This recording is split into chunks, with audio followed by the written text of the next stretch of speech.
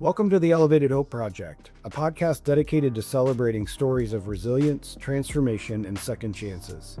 This podcast is proudly sponsored by Elevated Education, an organization that serves at-risk students through innovative schools like East Point High School, Elevated Academy, and Accelerated Learning Center. At Elevated Education, we believe in the power of education to change lives and create hope where it's needed most. Today, we're honored to share with Sean Strickland, one of our team members here at Elevated. He has not only an amazing story, but has also been able to witness the strength of the human spirit and the impact of a supportive community in the students that he works with. So let's dive in. Sean, thanks for being here with us. It is an honor to be here. I've watched all the episodes. Yeah? I'm a fan. Thank you. Good. Thank you for watching. Absolutely. Yeah. And I press like and subscribe. That's all you gotta do. Notification You bell. might be our biggest fan. You're a super fan. You're a super fan. I am. That's why he's here. I'm a He's our super fan. super fan. Well, to add to his little introduction, it goes by Sean Tarzan Strickland, the American UFC fighter, middleweight champion of the world. So welcome to the Elevated Hope Project. Thanks for having me. Maybe only in chicken wing eating contests. Yeah. Well, that's one of my favorite memories with you is we did a reel on Instagram and TikTok where you were addressing a topic, and all of the comments had to do with, man, Sean Strickland looks a lot different since his last fight. Like just people going on and on and on about, your name being Sean Strickland and him being a world champion UFC fighter. And, it's not spelled the same, just so everybody knows. I did enjoy that. I saw that too. Yeah. We definitely have the better end of the deal. I think so. Yeah. I've had that happen to me a couple times too. I'll go get, you schedule to get your oil change or something. And they go, they get disappointed when they saw me. Disappointed. I was excited. I was like, is Sean Strickland in town? Getting his oil change. Yeah, coming to Jiffy Lube. Oh my goodness, that's hilarious. Yeah, that was quite comical to see those comments rolling in, and I think I walked over to your classroom and was like, "Hey, look at this." Well, on the title of the podcast, just spell it SEAN. Strickland views are going to go through the We'll roof. go viral. Yeah, And maybe an interesting influx of student enrollment yeah, that we never I expected. got a lot of Sean Strickland fans out there. there are. They're potential students. That would be an interesting tactic. Not sure it would go all that well, but we are really honored to have you on the podcast today, and we're just interested to dive into your story. I think you probably know you are well loved by us and the organization as a whole, and I think your journey into becoming an educator is really unique. And something that people will find a lot of value in, and maybe be even inspired to pursue their passion to help others, maybe in a similar way, maybe different, but to kind of choose that path and move forward with it, just like you had. And we'll kind of dive into that and talk through it. But before we kind of dive into your life story, maybe give a little introduction on who you are, where you're from, where you were raised, all that kind of stuff. Yeah, it honestly all ties into the question of how you got into education. But my name's Sean Strickland, and I'm currently a special education teacher with Elevated Education. And I grew up in Mesa, Arizona. I was originally born in Montana. Parents moved down here when I was young, so I grew up in Mesa and had a charmed life growing up. I can jump into, and I think it all ties into, we weave it all together. So in growing up, I was about 7, 8 years old, and I started having problems with my leg. I had trouble walking. I was having all this pain. And so I went to see, an pediatric specialist, and they diagnosed me with Legg-Calvé-Perthes disease. And so I had a series of surgeries and things of that nature. And I was always a big sports fan. I loved basketball and football and all those things. I was younger. And so I get diagnosed with this Legg-Calvé-Perthes disease. It's kind of like, yeah, well, you're not going to be able to walk and you probably won't be doing that. A lot of you can't type Mhm. things. So as a kid, it really doesn't land, but you could tell it lands with your parents more than anything else. And so I'm grateful for my parents because, particularly my dad, he, he grew up on a ranch in Montana, with that mentality that comes with that. And he was Right. just like, no, you can do it. Yeah. He's just like, well, you can't do it. Yeah. Just rub That's some dirt fine. on it. Yeah. So I'm grateful for that. So as I'm going through that, and I spent about 3 years, I had my legs in traction. I'm in these casts. I'm in a wheelchair. My legs totally atrophied. I had to learn how to like walk again and do physical therapy to walk. And this has all happened between like 7 to like 10 years old. Mhm. So make it out of that on the other side of it. And immediately I'm like, all right, I want to play sports. I've been watching it now all this time, just itching to get out and do it. So I started playing basketball and started doing all these things. And my dad always told me, he was like, because he made a point, I think, to ask the doctor this in front of me. He was like, okay, so if he does do any of these things, what's the worst that can happen? Doctor's like, it's you kind of can't make it any worse, Hmm. So it's going to be difficult to do. Probably won't have much success at it, but you can't get any worse. Yeah. So I remember that sticking with me and just having that, like, take a chance, just do it. So I went through and played like YMCA basketball and flag football and all those things growing up. Family super supportive. And then when you get into, middle school and high school and you start playing, it gets a little bit more competitive, a little bit more serious. I was so lucky to have all these coaches and all these people that never hesitated to just never say I couldn't do anything. Yes, you can do it. Keep pressing forward.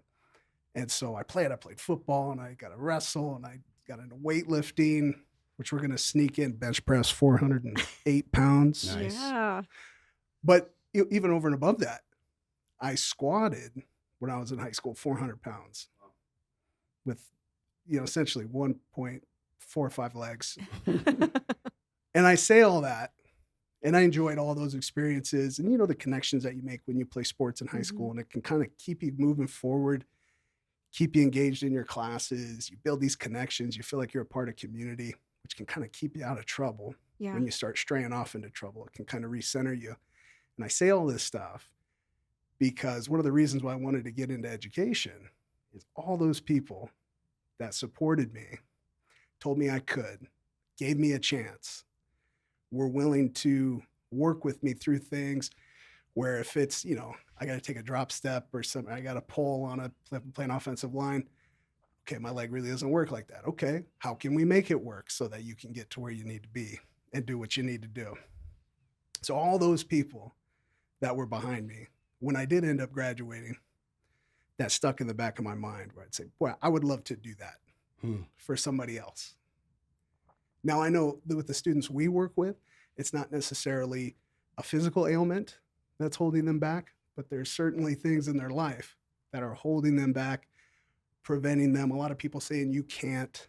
And so how grateful am I now as a career, I get to work with young people and be that person like those coaches and those teachers and the people in my life that pushed me forward to do all those things. Because I look at it like I didn't do that. They pushed me up to do that. So it's like, it's not my accomplishment. It was that community accomplishment. And so that stuck with me. It really has driven me to work in education and why I'm so grateful to be able to do it today. Wow. What a story. That's a wrap. Yeah. I don't know what else. He said it all. That's so cool. That really is incredible. And I keep being surprised, and I guess I shouldn't be at this point, but like every interview, we're talking about the power of community and how that just changes everything. And it sounds like that was really central to everything you've accomplished, is that community that you've had around you. Absolutely. Like it literally pushes you from behind when you think that you can't move forward to accomplish what you thought you would never be able to accomplish, or what you'd been told by someone that you wouldn't be able to do. That it's so powerful. Yeah. And to be on the other side of that now, again, amazing. We could do this as a profession. Unbelievable. Yeah. So grateful for it. I love your connection. You didn't use the word, but of accommodations, right? Like you are making slight accommodations through your athletic abilities. You can't quite do that, but how can I do that, right? And that's exactly what your almost your entire profession is like, okay, we can't do it that way, but how can you do it? And let me help you figure that out. It's really cool connection that I'm sure you make every day. Absolutely. And when I was going through the courses to get my special education certification, we would have to answer reflective questions that would, and it made me reflect on those times, Hmm. and kind of, yeah, it helped me piece it together that even though, I have a different type of an ailment, the process is the same. What can we do? Everyone learns differently. Everyone views the world slightly a little bit different, a different context of what they're reading or what they have to produce in their assignments. But how can we work with them, meet them where they're at to be able to get there at the end to Hmm. the finish line? So, absolutely. Hmm. I love that. At what point did you kind of reconcile with yourself that physical challenge or physical ailment and kind of use that as the power behind your mindset and who you are and what you're trying to accomplish with your life? That's a great question. So, I think kind of tying back into that, number one is that, well, you had nothing to lose because it can't get any worse. I think that applies to so many different things, particularly the students we work with. That's stuck with me, and just pushing myself to do things. It's okay, it can't get any worse. And then the other part of it, I think that's such an advantage of having a disability like that is that you never take for granted what you can do. So even something as simple as like just being able to walk, I've always been like, that's a cool. That's a thing I'm appreciative of. I can walk without having to use crutches or wheelchair. Like I can get on my own 2 feet. So it's those little things that I think I probably would have taken for granted that I look at and I'm like, man, I'm thrilled to be alive because I can walk. Because I know that hasn't always been the case for me. And being around those communities of physically disabled folks, that's not their reality either. So it Mhm. just makes you reflect and be really grateful for the things that you can do. Yeah. What were some of the moments that were more discouraging in that whole journey, and how did you get through those? I'd say the biggest thing was just the physical pain. Like I remember being a kid and I would have these really bad spasms in my hip and it would cause I'd almost have convulsions, really intense, sharp pains that would happen all the time, kind of come out of the blue. And so being a young kid, like 7, 8 years old, and you'd have to go in and do an MRI. And back in the day, it was like claustrophobic. I bet. Push the beep button as beep. And being a kid and getting in there, and you're just like, and then I'd have these convulsions, and they got to start over and do all these things. So as a kid, it's like that's torture. Mhm. Being a young man. But like when you look back at it, it's like when you can get through those difficult things, it just builds this resiliency behind you where you have such hope and faith that you can do anything. Hmm. It's like I went through that. I went through that period that was uncomfortable, but I made it out on the other side and I was able to move on to the next step and the next thing and kept moving forward. Those are such mature thoughts for a child. Like, did you have those thoughts then? No. Okay. It's like when you reflect back on it. Yeah. There you're at the bottom of the survival pyramid. Sure. When you're a kid, you're just like, get me out of here. But like, years later and you're faced with a challenge, you look Mm, back on it and you're sure. like, okay, I can do this. I can handle difficult circumstances. Let me think back at the difficult things that I was able to overcome. And so, which is great because those stay with you your whole life.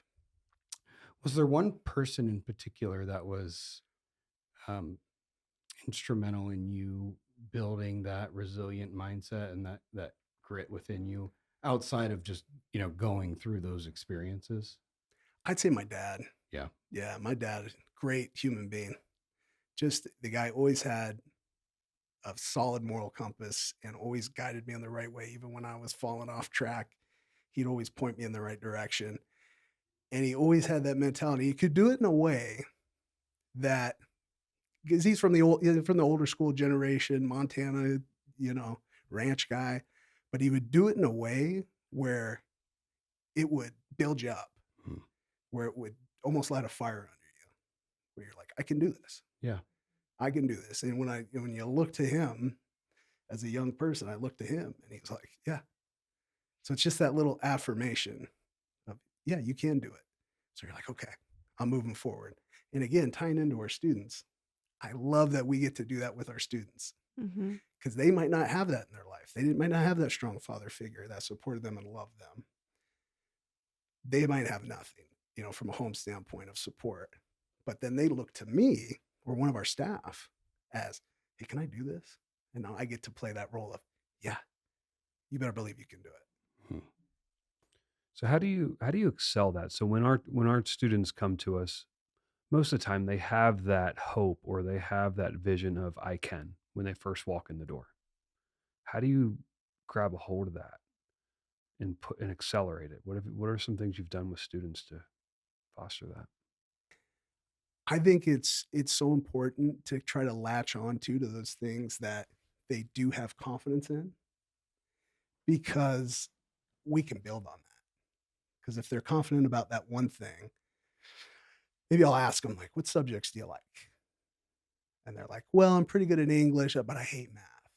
Okay, well, what are you good at in English? Let's talk about English. Kind of figure out what are their strengths within English. And let's try to transition some of that over into math to build that confidence up in that area. So take the areas that they already have a little bit of confidence in or positivity in. Could be just the desire to graduate. I know I want to graduate. I know I have to do this. Why do you have to do it? I want to do it for my mom. I want to do it for my grandma. Perfect. Let's build on that. So then when they face that challenge of being intimidated by or struggling with math or English or writing, we can tap back into that and again push them from behind to keep them moving forward. Yeah. So you mentioned that through your journey there was times where you kind of fell off track, and I'd love to have that conversation to hear all the bad things you were doing that were leading you off track, but we'll save that. So our students fall off track all the time, many of them, if not every one of them, at some journey, once they're with us at some point in their journey. So how are you getting, as a teacher and as a mentor, how are you getting students back on track and leveraging that relationship that you built when they first came in the door? And that's everything right there. That connection that we can establish with them is before we ever tap into the academic side of things is I want to get to know them as a human being and what motivates them. What are their likes and dislikes? What's a little bit of their background and backstory and who's in their life that can support them and what challenges have they already overcome and what challenges may still lie ahead. Learn about them, talk to them, establish the connection to then be able to then approach the academic side of things. That is so critical to what we do. And I think prior to working for Elevated and being around your staff and your trainings and some of the minds that work in our organization, I didn't think about it that way. I thought about it, well, the academics has to be the most important thing because kind of too, you're kind of told that as you're going through teachers college and things, at least, when I was in school or through the district, it's test scores and performances. And so it just adjusts your mind to go, okay, that's the priority. Then it's got to be the academics. But in coming to Elevated and getting this whole different perspective of we got to make the connection first with our students. Because if we don't get there, we can't unlock the academics. Hmm. So really that's such a good point to make for teachers out there. Build the connection Yeah. because I mean, they're not going to want to learn from someone that they don't like and that they don't trust. It's interesting, isn't it? It's such a human thing. Like we could all say, yeah, we want to feel connected anywhere we go first. And then you're able to invest into that community in whatever fashion you're supposed to. But there's certain pieces of our culture that we think a connection isn't quite so necessary for some reason or another. Like going to the doctor. Sometimes they don't think a connection's necessary, but it so is. Like, it's always necessary to make a relational connection, and I'm so glad that you make that a priority because they are humans. Students have the same human needs that adults have. They're just a little bit younger. That's cool. When when you are working with students, and back to some of Chris's questions about maybe they fall off track, or maybe you're helping them see that something is a yes instead of a no.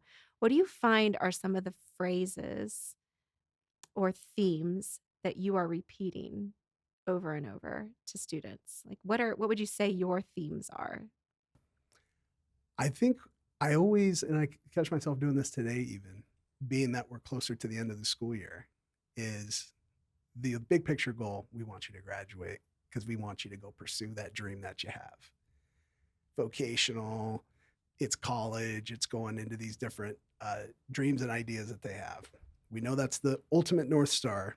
Take a step back from that, it's graduating from high school. We take a step back from that. We want to earn the credits for the classes that you're taking right now, particularly for the students that I know are showing up and they're present. That's a huge first step. Let's celebrate that victory. Hey, you're here, or you've been here. Your attendance has been great for 2 or 3 weeks in a row. Let's build that momentum. Let's earn those credits. So what do we have to do? Let's figure out a plan so we can finish strong and earn those credits. So I'll approach it that way with our students. So we still keep in mind the North Star, the step back graduation, and then building our credits up so we can get there. And I'm always having those discussions with our students. But I really do think it's effective because it just refocuses their mind. And number one, celebrates that, hey, you've been showing up. That's huge. And then number two, look at all you've done, and this is all you have left. This is what we need left, and you can finish strong and earn those credits. And then that gets you that much closer to graduation. And that sometimes will help them get back to a refocus point or reprioritize things going on in their life to remember, okay, this is important for me. Yeah. Yeah, I can see how reminding them of the simplicity of the plan is super helpful, and really for all of us, right? You can get so overwhelmed with the what seems impossible, but you sat down before a couple months ago, and here was the plan, and it's still the plan. Let's just revisit where you're at in it, and I'm sure that puts their minds at ease. Absolutely, because they know where they're at. And it's so interesting that I remember being in high school, and when I talk to other people or even our own students that attend other high schools, and they transfer in our program, where they just don't have an idea of where they're at. They don't have how many credits? I don't know. Did you take Algebra 1A? Don't know. Do you think you might have passed it? No idea. Okay, you don't know. I love that when these students are in our program, they know the answer to all of that. They will know, no, I did Algebra 1A and I did Algebra 2B, and I'm currently working on geometry, and I know financial math and Algebra 2 are waiting for me when I'm done with this. And I feel like it really empowers them to be able to take more control over their destiny and feel like, boy, I'm really an active contributor in this. And I'm an active participant in my path to graduation rather than just being a cog in the wheel of graduating. Why do you think they know that? Is it just because of the engagement, or are there tools that you and the mentors provide that they can have ownership in? Absolutely. So we use credit maps and academic roadmaps to graduation. And so basically what these things do is it's a visual representation of everything that they've completed and everything that they still need to complete in order to hit that finish line of graduating. And so we can show them this, and it's color coded. So they see, okay, green means you did it, and yellow means we are currently going to be doing it. And then if it's white, then we know we still got to do it. And then we have our credit totals at the top of the credit map as well. So they can always keep track. They know, okay, my goal is 22. I'm at 15. Okay, I have 7 left. They know where they're at. And then over and above that, I love that we break it down and we map it out for them, and we say, okay, so this semester or trimester, you're taking your Algebra 2B, you're taking civics, you're taking government, you're taking ELA 11A. That's my plan right now. That's what I'm focused on. But I know when I'm done with that, when I jump into the next semester or trimester, I'm taking these 4 classes. And then I know next school year, I'm taking these 4 classes and then these 4 classes. And they can see it and visualize it the whole way through to that final class where it's 22 and you're graduated, 22 credits. Powerful tool.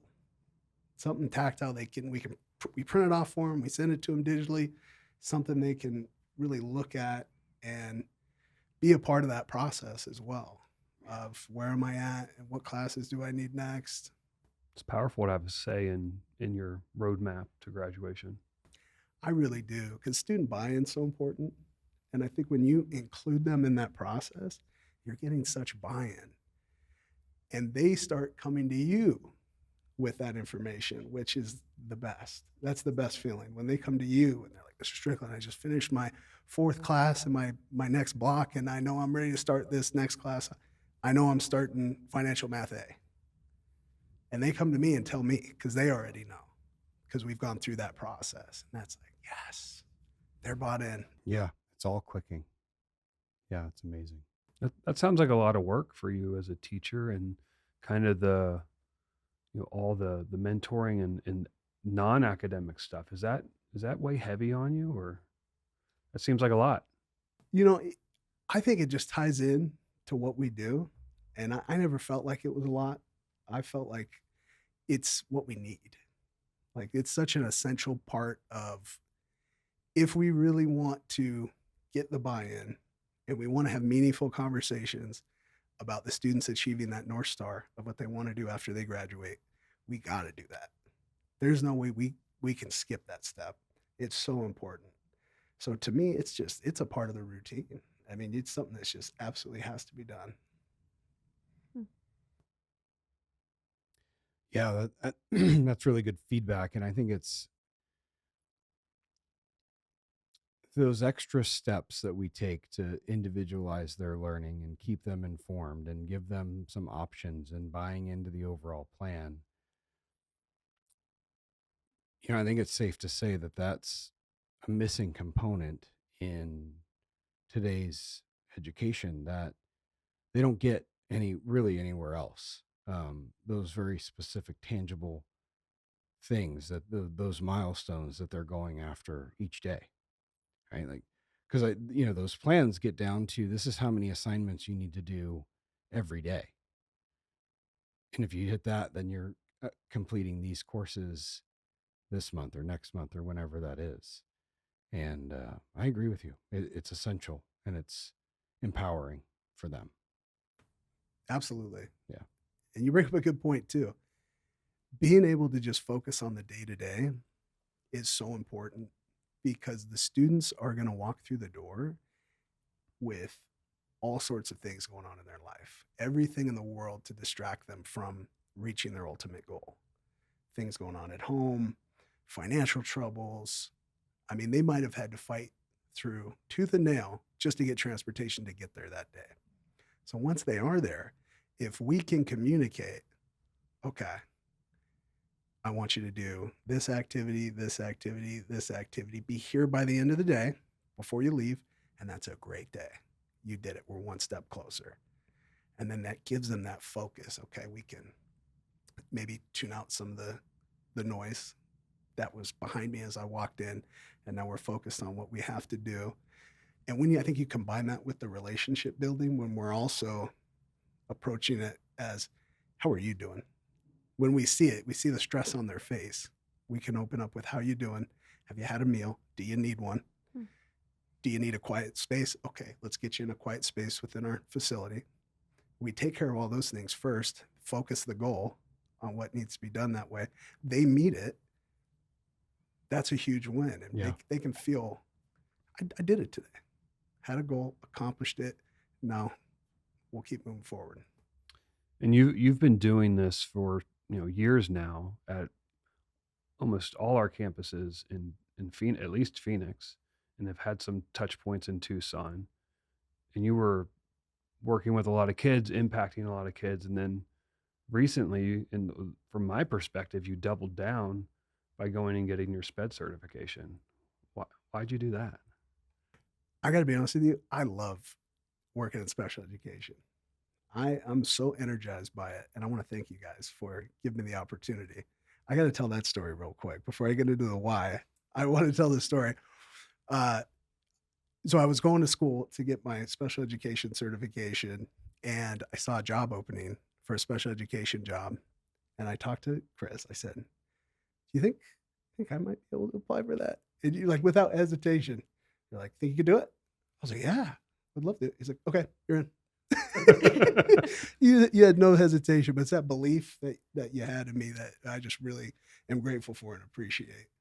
But what got me in the first place into special education, was I remember just sort of seeing the outskirts of special education when I was going to Arizona State University. You're in the teacher's college, you're doing all your practicum hours and student teaching and stuff. And that was sort of my first interaction with it.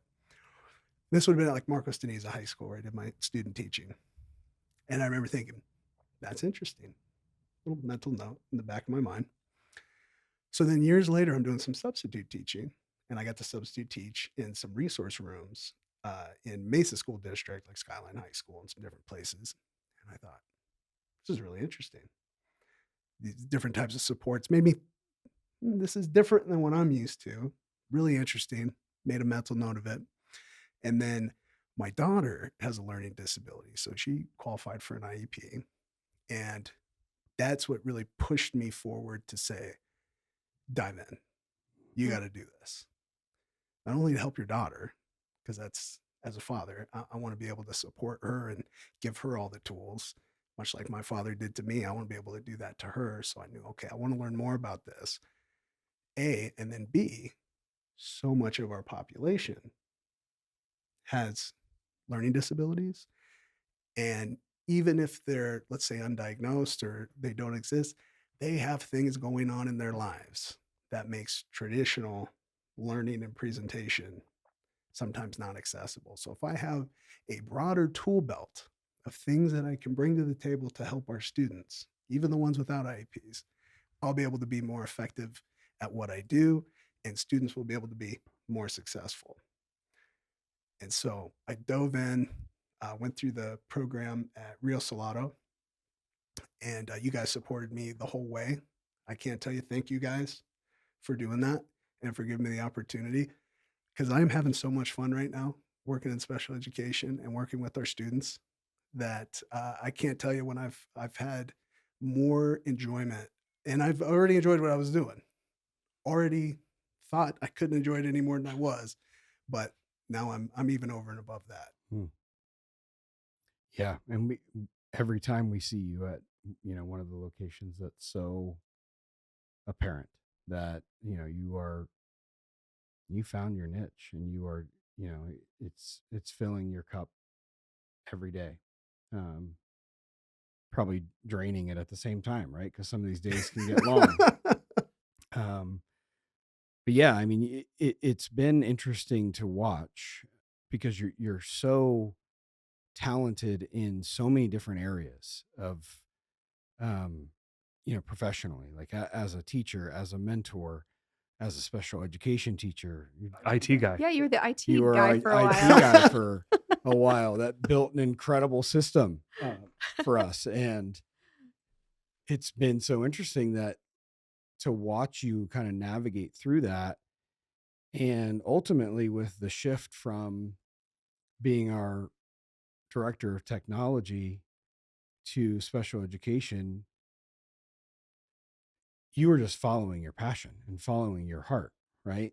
Because you could have just stayed in the IT role for the bigger paycheck. And when you came to us, you're like, I really want to be working with kids, and I've developed a passion for special education, and you just went after it. And that's been remarkable to see that and see you absolutely thriving in that role. So I really enjoyed it. And the cool thing is, with the technology background, I get to use all these incredible tools and resources, particularly with AI and the tools that we have available for us now, to give us another tool to help these students that are struggling. Uh, it's so enjoyable. It combines all my interests and into one thing, and I've just really been enjoying it. Yeah, Good. you're kind of our local AI expert at I this just point. that's what I just heard, that he's going to develop an AI tool for us to That's what use. I That's heard. That's no, it's no. gonna happen. It's gonna happen. I think he's already doing it. It's probably Yeah, almost done. probably. Probably. But on the topic of AI, I do think it's kind of interesting. So AI is like a bad word in education because everyone's thinking it's chat GPT. I copy and paste the question and I just get the answer, and then no learning takes place, which isn't wrong per se. There are so many cool tools out there that are designed by teachers that totally eliminate that cheating aspect of it, because it forces the student to start a dialogue with the AI technology. So it essentially becomes a tutor that won't give you the answer. It will ask you what you know, learn what you don't know, and then teach the steps to get you there. Right. And that's a huge tool for our students, whether it be one of our virtual learners who works all day and doesn't get home until a late hour in the night and they need that tutoring. Mhm. Here's a tutoring resource for you that you can use 24 hours a day. And then if you're in a classroom setting and maybe there's 10, 15 students in the class, and maybe I'm a teacher and I'm working with a small group, but I know there's another group that needs help. It's like having another teacher in the room, really, to be able to bounce questions off of. I mean, what a neat tool to be able to use with our students. I love it. We were doing something today. I was working with our students in the history class at ALC. They're doing this 5-paragraph essay on a historical American figure post 1850. And what this AI is able to do is it's able to take every piece of literature, every piece of known information about the person, and can talk to you as if they were them. Mhm. So let's say we had one today was Henry Ford. So we plugged in this AI. Answer these questions as if you are Henry Ford, and I'm going to ask you interview questions. And so the student is interacting with it, asking it questions. What was your childhood like? Where'd you go to school? What made you come up with the assembly Huh, line what a great way to concept? learn. And it's like you're communicating with Henry Ford directly, and then they're taking notes on it and then incorporating that into their essay. Really cool. Yeah, it is. Yeah, I think that's a really important point, that with the students that we are educating, AI is very much going to be part of their life and part of their career. They're going to need to use it in some capacity. It's probably much more infused in their lives now than they even understand. And I've been looking at this, and one of the strategies for incorporating AI and um, teaching students how to use it effectively, that I really like is, there's schools that have adopted these AI policies, right? And if the assignment has a red robot next to it, it's no AI, right? You got to do it on your own. If it's a yellow robot, that means you can ask AI, um, for certain resources, but as part of your assignment, you need to give, um, what prompts you used and the output from AI. And then a green robot means AI is solving this for you, and your answer is, um, you're, telling what prompt you used, and then you're giving the information that AI returned to you, from that prompt. And I think that's a really good strategy because it's teaching students how to use it, right? AI, it's all about the prompt, right? How can you effectively prompt AI and go back and forth with additional questions and prompts to get to where you need to go? And that's a very important, um, vocational skill that all of our students are going to need to use someday. So I love that you're incorporating that already, because you're ahead of us on it, because we haven't really officially adopted a, quote unquote AI policy, on how we're going to incorporate this into the educational environment, because we're going to have to, and soon. So, I'm going rogue. yeah, I love Rogue. Sounds like you already developed our policy. No, I love that idea. And there's so many cool ideas like that. Like one, the assignment is develop 5 higher level thinking questions to ask AI, tapping into your prompt development skill. And then there's one where have the AI write a 5-paragraph essay and you critique it and critique each point and find 5 ways to improve it. Different things you can do like that, where even in the hidden curriculum there, they're learning how to write a better 5-paragraph essay, even though AI is involved in the process. Yeah, through editing. Through editing. Yeah, it's a great way to learn. I love that. I saw something earlier today about someone asked one of the AI tools to roast them, and it was hilarious. It was hilarious. I want to do it, but haven't had the time yet. I've seen where people are putting their family picture and saying "roast us." It's pretty funny. Oh, I knew it would. It's Sean. That's too funny. Yeah. I better not tell my students that. They'll be snapping pictures of you and say "roast Sean Strickland." Guaranteed. Yeah, that's dangerous. That gives me a whole lot of stuff to do tomorrow. There'll be no work done tomorrow. Yeah, just roasting on AI for hours. That's funny. Yeah. Let's see. Trying to think.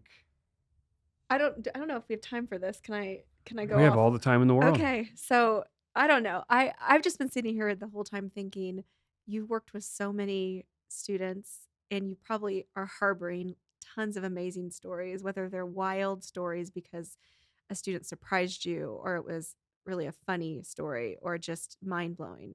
So is there a story that comes to mind that you're like, I'll never forget this student? Oh, wow. Yeah, there's so many of them. One thing that interesting that always happens, and this is more kind of in general, is you get students who just give you the hardest time in the world. They're the second they walk through the door, they're on you. They don't like what you're wearing. They don't like how you're talking to them. You're just going to talk to the person next to them, and you try to, and they're just giving you a hard time. And it's so funny how sometimes a lot of those students, when they come to the end of their journey and they're graduating, or you see them kind of keep going through the grades, and they'll tell you, "Oh," and you'll be like, "Why do you give me such a hard time? Give Mr. Strickland a break today." No, but Mr. Strickland, stop. You know you're my favorite teacher. I'm your favorite teacher? I would hate to see what you do to the teachers you don't like. But there's always things like that where even though it might seem like these students are wanting anything to do but classwork or follow direction and stuff, they just have different ways of expressing themselves and that connection, that relationship that we have. And they just surprise you that they go, "No, what are you talking about? You're my favorite teacher." And that kind of stuff happens all the time. And it still blows me away. I'm just like, no way. You're going to do that. Thinking of some specific stories. I mean, we've had such amazing stories. We've had students that have come from such tragedy and suffering that have lifted themselves up with the help of our community and the support that we provide. And literally, I don't want to get into like too much personal information on the students or anything to kind of give away identities or anything. But, we had that one young lady who, unbelievable tragedy, essentially losing both parents and having a younger sister that she was trying to save from human trafficking, basically. And this young lady not only graduates early, but then she goes on and she's currently in college right now, finishing her degree. And that kind of stuff, you just can't. It hits me so hard that we got to play a part in that journey, our staff and myself. And it just makes me want to keep doing this and keep coming back every day. I look forward to it because those type of things happen all the time. Unbelievable tragedies. And I know you've had students on this podcast Yeah. battling addiction, battling abusive home lives, and they find a way forward. They pull themselves up and they find a way to move forward. And it amazes me every time. It hits me every single time. It never gets old to be able to be a part of that journey and that story. So I'm so grateful again to get to be able to do this. Well, we're super grateful for you. Yeah, that's for sure. Yeah, I think about that often about, some of these, a lot of our students have um, lived so much life and gotten through so much. Like I can't even like wrap my head around it of like what it took to pull themselves up by the bootstraps and keep showing up and doing the work they needed to do to get where they wanted to go, despite horrific circumstances. Like I think like I don't even know, like I don't know if I could make it through that. And you're right, it's inspiring, and I think for most of us is why we get out of bed each day to do what we do and provide the types of schools that we provide is for um, kids like that are just going to keep after it day after day when most people would have quit. And same with our teachers and mentors. It's no different. Come in day after day, do what they do, interact with our students, and they don't quit. And not everyone's made to do the work that we do at our schools. Sean, you're the exception, and we have a lot of exceptions that work for us. And these students, got to give them all the credit in the world that they got where they have gotten to. But a lot of it is because of the people like you that are engaging in their lives. You're in constant pursuit of them. You're not just one time telling them to do their class. It's day in and day out interacting with these students, because if they didn't have that consistency and someone with that frequency in their life, they wouldn't be able to get there. It's the best job in the world, honestly. I can't think of a more rewarding thing to be able to do as a career than what we do, and do it in the way that you've set up our program to function, because not every program functions in that way. So I couldn't picture myself doing anything else, honestly. Yeah. Absolutely love it. Well, we're honored to have you on the team, and I know that every time one of us interact with you, we're better off for it, because you have a way of whether it's somebody you work with or one of the students, you have a way of just leaving someone feeling like $1,000,000. The way you're able to just build up and really show that and exemplify that culture of care and service that we could talk about constantly. People are probably sick of me talking about it constantly, and because it's true, right? It's just not this aspirational statement. It's when someone walks into our schools, that we want them to feel that they are loved and cared for, and that there's hope, and that we're there to serve them and what they need. And you exemplify that day in and day out without fail.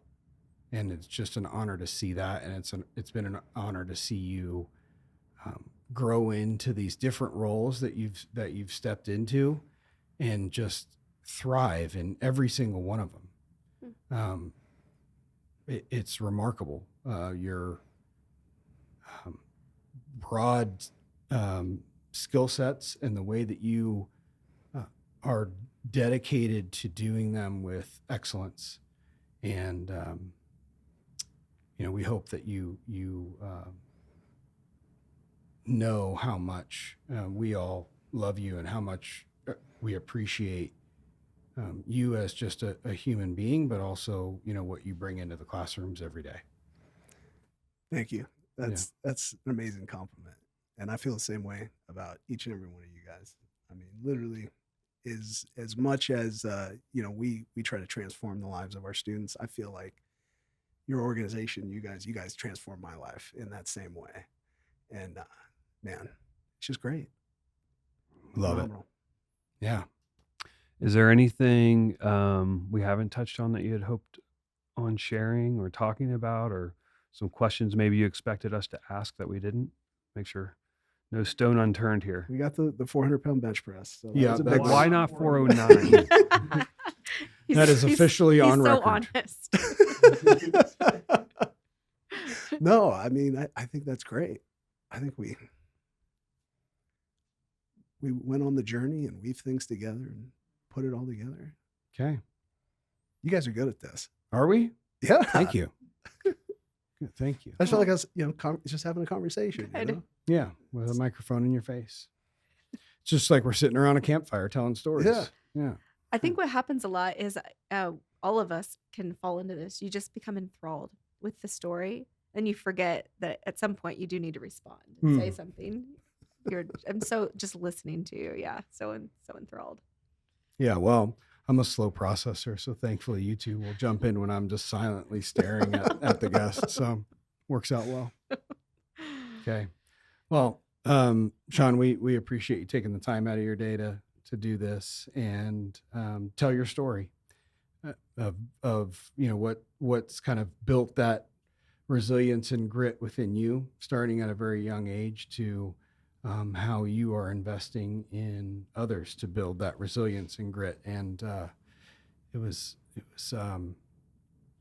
inspirational, and that's really what we want from this podcast, is people to walk away inspired by the stories that are being told, that if they're in a tough place, just continuing to show up and put in the work and pull themselves up, that they can do it. Or if they're trying to figure out how to help their kid that's struggling, or help, maybe it's an educator that's trying to help their students that are struggling and falling through the cracks, that this just inspires them to maybe look at it a different way, take a different approach, and focus on the relational aspects to really move that kid forward. So thank you for your time. Oh, it was an honor to be here. Thank you guys so much.